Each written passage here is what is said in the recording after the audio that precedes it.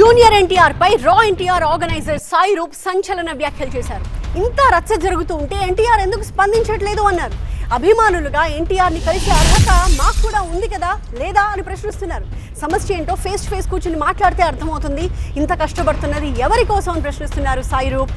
గత 3 ఏళ్లుగా ఎన్టీఆర్ ని కలవడానికి ట్రై చేస్తున్నాం, కానీ ఆయన దగ్గర ఉండే మనుషులే తమని కలవనివ్వట్లేదు అని చెప్తూ ఉన్నారు. ఇక రాజకీయాల గురించి మాట్లాడితే రాజకీయాల్లోకి రావడం రాకపోవడం అన్నది ఎన్టీఆర్ ఇష్టం అన్నారు సాయి రూప్. మా అన్నగారికి మేము ఒకసారి చెప్పుకొని అవకాశం వస్తే నేను కల్పించమని నేను బల్లగుద్దేం అడగట్లేదు సార్.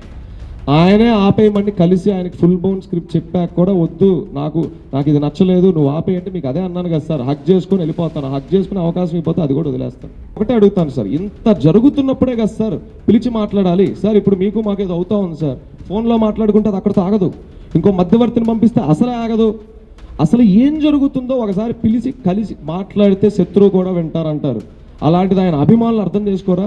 ఇంతకాలం ఇన్ని సంవత్సరాలు మా బాధలు కడుపు చించుకుంటే కాలం మీద పడింది సార్, అభిమానులు వినరా?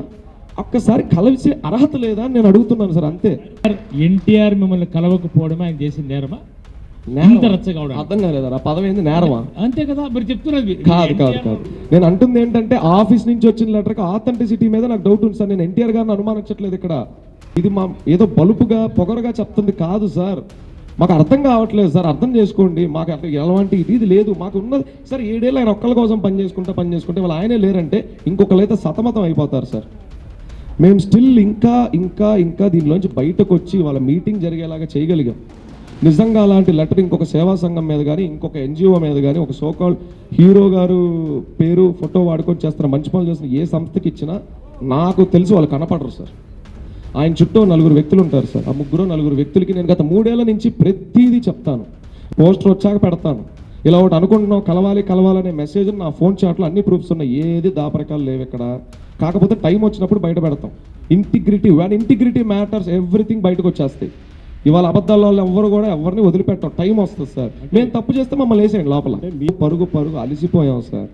ఇంత అలసిపోయామనే కదా సార్ మేము బాధపడింది. అన్నా మీరు అలా లెటర్ వేసేటప్పుడు తెలుసుకోండి అని.